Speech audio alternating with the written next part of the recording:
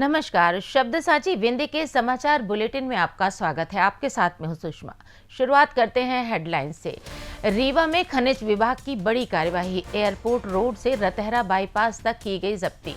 Deputy CM ने प्रदेश की सुख शांति समृद्धि कामना के लिए भैरव बाबा मंदिर में किया रुद्राभिषेक। रीवा में अतिक्रमण के खिलाफ बड़ी कार्रवाई, इलाकों से हटाए गए अस्थायी कब्जे।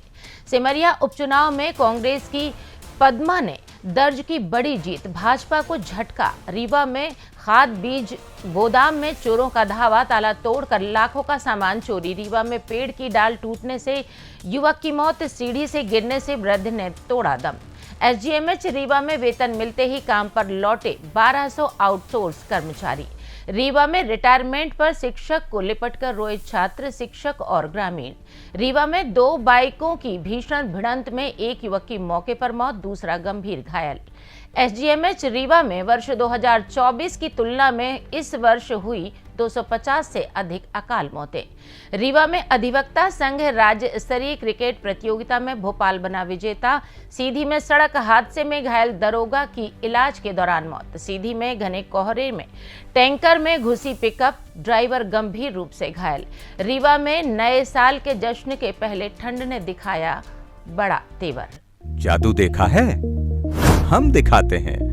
आप सोचिए, हम बनाते हैं। अपने घर या ऑफिस को सजाएं मनपसंद डिजाइन के कस्टमाइज वॉलपेपर्स, ब्लाइंड्स, पेंटिंग्स और लेजर कटिंग से बनी आकर्षक चीजों से। आज ही कॉल कीजिए 7611125428, क्योंकि आपकी कल्पनाओं को पंख देना भी जरूरी है।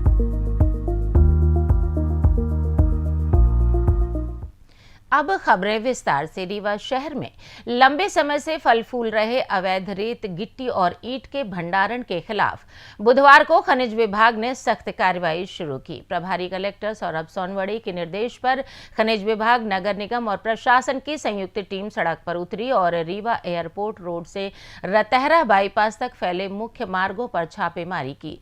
कार्यवाही के दौरान दर्जनों स्थानों पर ट्रेडर्स के नाम से संचालित अवैध भंडारण स्थलों की पहचान की गई, जिनके पास कोई वैधानिक अनुमति नहीं थी।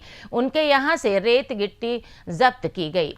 खनिज अधिकारी दीपमाला तिवारी ने बताया कि अवैध भंडारण की मात्रा के आधार पर जब्ती पंचनामा बनाया जा रहा है। जब्त सामग्री पर राजसात और जुर्माने की कार्यवाही की जाएगी। अधिकारी ने स्पष्ट किया कि निजी भवन निर्माण के लिए 50 घन मीटर तक रेत गिट्टी रखने की छूट है, बशर्ते वह सड़क से दूर हो और वैधानिक अनुमति की जरूरत नहीं है। लेकिन ट्रेडर्स को भंडारण और व्यापार के लिए खनिज विभाग से अनिवार्य लाइसेंस लेना पड़ता है। बिना अनुमति व्यापार करना पूरी तरह से अवैध है। टीमें 2 हिस्सों में बांटी गई हैं। एक टीम रतहरा रिंग रोड क्षेत्र में और दूसरी टीम ने एयरपोर्ट रोड से ढेकहा तक कार्यवाही की। उप मुख्यमंत्री राजेंद्र शुक्ल ने बुधवार को रीवा जिले के गुड़ विधानसभा क्षेत्र स्थित भैरव बाबा के पावन मंदिर में विधिवत रुद्राभिषेक किया। इस दौरान उन्होंने समस्त प्रदेशवासियों के सुख समृद्धि, उत्तम स्वास्थ्य और कल्याण के लिए विशेष प्रार्थना की। उप मुख्यमंत्री ने भैरव बाबा से कामना की कि उनकी कृपा से प्रदेश निरंतर प्रगति के पथ पर आगे बढ़ता रहे। इस धार्मिक अनुष्ठान में गुड़ विधायक नागेंद्र सिंह सहित क्षेत्र के अन्य जनप्रतिनिधि एवं बड़ी संख्या में श्रद्धालु उपस्थित रहे। मंदिर परिसर में भक्ति और श्रद्धा का वातावरण रहा। जिले में अतिक्रमण के खिलाफ प्रशासन ने सख्त रुख अपनाया है। बुधवार सुबह से प्रभारी कलेक्टर सौरभ सोनवड़े के निर्देश पर अभियान शुरू किया गया। इस दौरान शहर के रतहरा क्षेत्र सहित विभिन्न स्थानों पर संयुक्त कार्रवाई की गई। नगर निगम और कलेक्ट्रेट की टीमों ने मिलकर यह अभियान चलाया। कार्रवाई में कई अस्थायी अतिक्रमणों को हटाया गया, जिनमें गोमती सहित सड़क किनारे बने अस्थायी निर्माण भी शामिल हैं। प्रशासन का कहना है कि शहर को अतिक्रमण मुक्त बनाने और यातायात को सुगम बनाने के लिए यह अभियान जारी रहेगा। स्थानीय लोगों ने कार्रवाई का स्वागत किया है, क्योंकि अतिक्रमण के कारण कई इलाकों में जाम की समस्या लगातार बढ़ रही थी। राज्य निर्वाचन आयोग द्वारा 29 दिसंबर को कराए गए उपचुनाव के परिणाम आज घोषित कर दिए गए, जिसमें सिमरिया नगर परिषद अध्यक्ष पद पर कांग्रेस प्रत्याशी पद्मारोहिणी कुशवाहा ने भाजपा की आराधना विश्वकर्मा को 746 मतों से हराया। और बड़ी जीत हासिल की। इस जीत से भाजपा को करारा झटका लगा है। दोनों पार्टियों ने अध्यक्ष पद के लिए पूरी ताकत झोंक दी थी और कांटे की टक्कर देखने को मिली, लेकिन अंत में जनता का समर्थन कांग्रेस को मिला। जीत की घोषणा के बाद सिमरिया में कांग्रेस कार्यकर्ताओं में खुशी की लहर दौड़ गई। क्षेत्र में जश्न का माहौल है और विजय जुलूस भी निकाला गया। प्रदेश कांग्रेस अध्यक्ष जीतू पटवारी ने इस जीत पर खुशी जताते हुए पद्मारोहिणी कुशवाहा को बधाई दी। विजयी प्रत्याशी पद्मारोहिणी कुशवाहा ने जनता, कार्यकर्ताओं और समर्थकों का आभार व्यक्त किया है। उन्होंने कहा कि यह जीत मेरी व्यक्तिगत नहीं बल्कि सिमरिया की जनता की उम्मीदों, विश्वास और एकजुटता की जीत है। वहीं शाम को जिला कांग्रेस कार्यालय में भव्य जश्न मनाया गया। इस अवसर पर कांग्रेस जिलाध्यक्ष ग्रामीण राजेंद्र शर्मा ने कहा कि सिमरिया की यह जीत कई मायनों में महत्वपूर्ण है। यह पूरी तरह कार्यकर्ताओं की जीत है। कार्यकर्ताओं की राय को महत्व देते हुए प्रत्याशी का चयन किया गया और परिणाम सबके सामने है। यह चुनाव साबित करता है कि अगर कार्यकर्ता पूरी मेहनत और लगन से चुनाव लड़े तो परिणाम निश्चित रूप से सकारात्मक ही आते हैं। रीवा जिले के सिरमौर थाना क्षेत्र में मंगलवार दोपहर एक दर्दनाक हादसा हुआ। पेड़ पर बकरियों के लिए पत्तियां तोड़ने चढ़े एक युवक पर अचानक डाल टूटकर गिर गई, जिससे वह गंभीर रूप से घायल हो गया।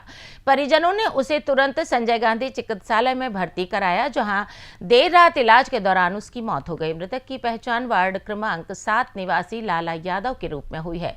पुलिस ने घटना पर मर्ग दर्ज कर जांच शुरू कर दी है। इसी तरह एक अन्य हादसा मनगवा क्षेत्र के ग्राम मर्यादपुर में हुआ। यहां रहने वाले रामसखा शर्मा मंगलवार रात अचानक सीढ़ी से गिर गया।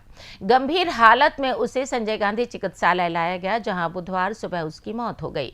पुलिस ने पोस्टमार्टम कराने के बाद शव परिजनों को सौंप दिया है।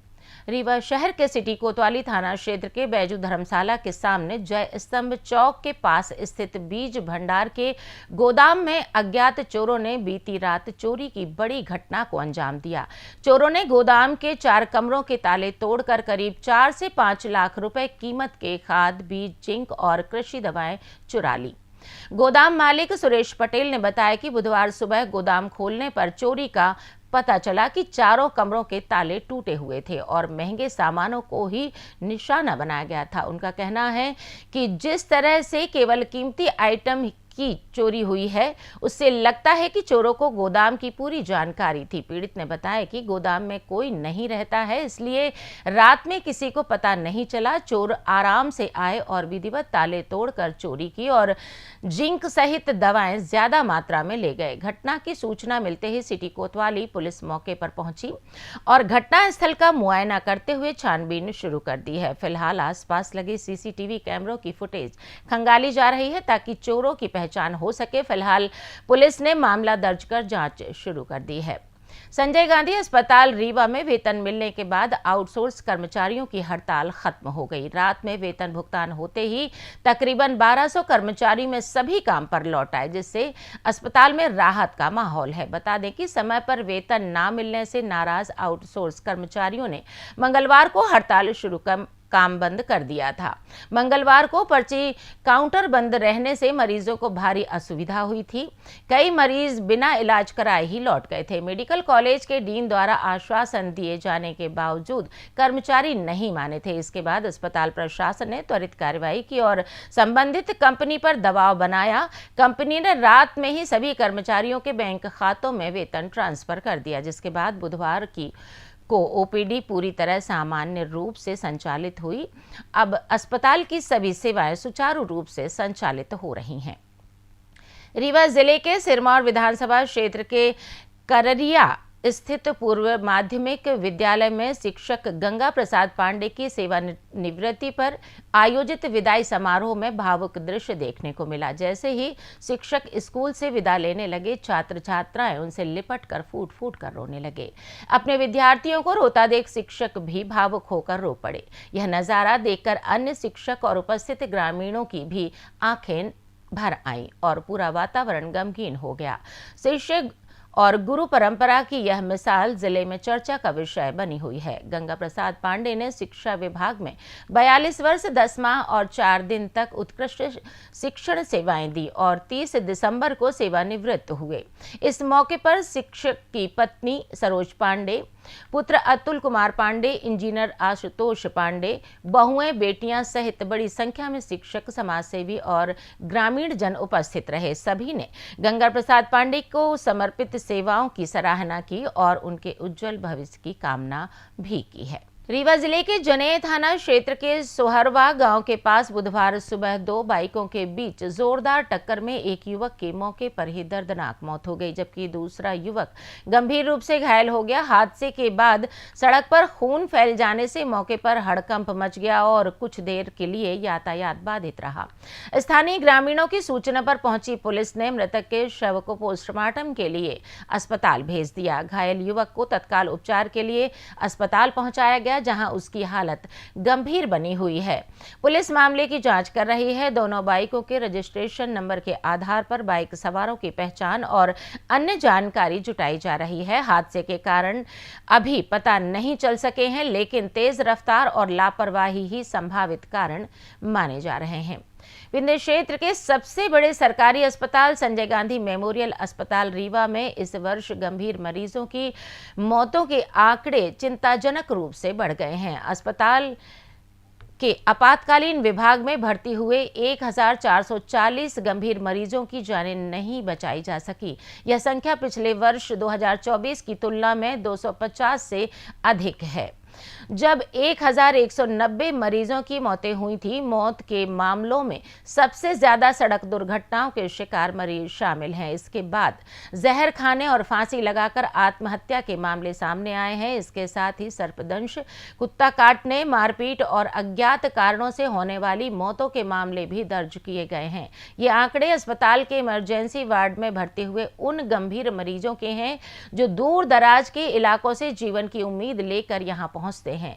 बढ़ते मौत के आंकड़ों से अस्पताल की अव्यवस्था और इमरजेंसी सेवाओं पर गंभीर सवाल उठ रहे हैं। रीवा के अवधेश प्रताप सिंह विश्वविद्यालय स्टेडियम में आयोजित मध्य प्रदेश बार काउंसिल अधिवक्ता संघ की राज्य स्तरीय क्रिकेट प्रतियोगिता का फाइनल मुकाबला रोमांचक रहा। बुधवार को खेले गए फाइनल में भोपाल टीम ने मेजबान रीवा टीम को हराकर खिताब पर कब्जा जमा लिया। बता दें कि इस प्रतियोगिता में पूरे प्रदेश से कुल 30 टीमें शामिल हुई थी।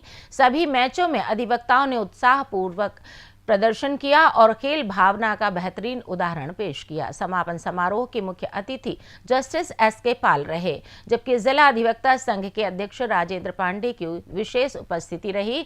विजेता और उप विजेता टीमों को ट्रॉफी व पुरस्कार प्रदान किए गए। आयोजकों ने सभी भाग लेने वाली टीमों और अतिथियों का आभार व्यक्त किया। सीधी जिले के चुरहट क्षेत्र में मंगलवार को हुए भीषण सड़क हादसे में गंभीर रूप से घायल हुए दरोगा की बुधवार को मौत हो गई।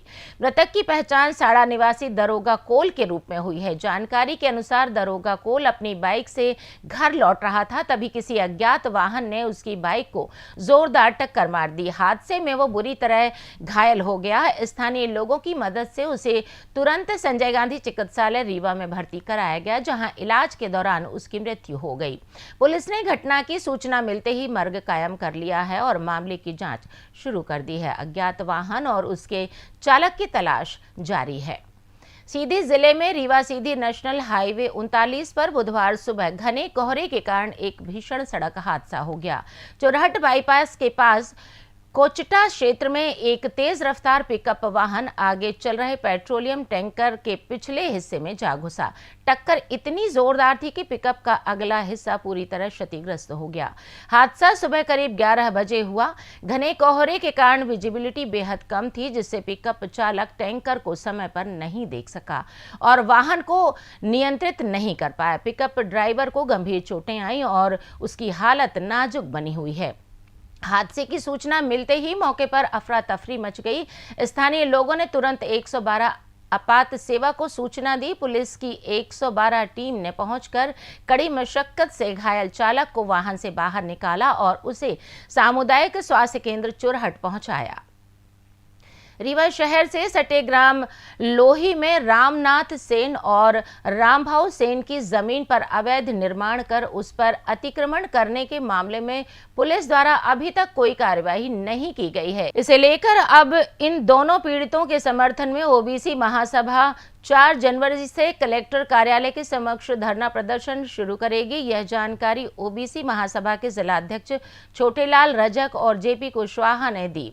उन्होंने आरोप लगाया कि वरुण मिश्र को राजनीतिक संरक्षण तथा प्रशासनिक अधिकारियों के इशारे पर पीड़ितों का घर गिरा दिया गया, जिसके कारण उनका पूरा परिवार आज खुले आसमान के नीचे रहने को मजबूर है। इस संबंध में पीड़ित ने पुलिस एवं प्रशासनिक अधिकारियों को कई आवेदन दिए, लेकिन अब तक कोई कार्रवाई नहीं हुई है।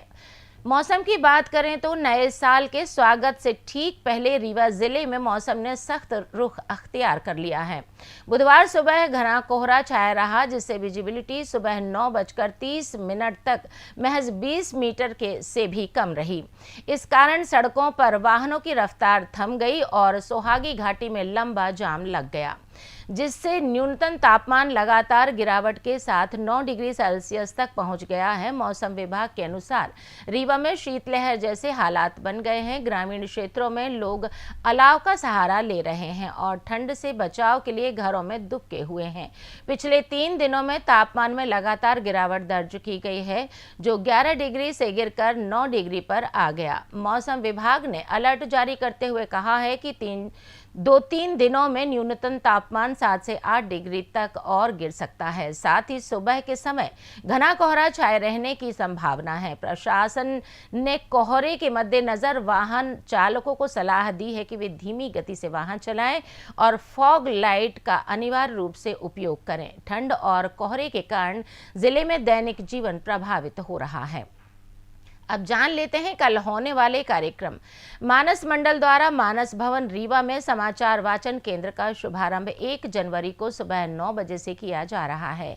समाचार वाचन सुविधा जन सामान्य को सुबह 7 से 9 बजे तक और शाम 4 से 6 बजे तक उपलब्ध रहेगी। इसी के साथ ये समाचार बुलेटिन समाप्त हुआ। कल फिर मिलेंगे नई खबरों के साथ। जुड़े रहिए शब्द सांची विंध्य से, और विंध्य से जुड़ी तमाम खबरों के लिए हमारे चैनल को सब्सक्राइब कर दें। अपने आसपास की खबरें हम तक पहुंचाने के लिए स्क्रीन पर दिए गए नंबर पर आप संपर्क भी कर सकते हैं। धन्यवाद।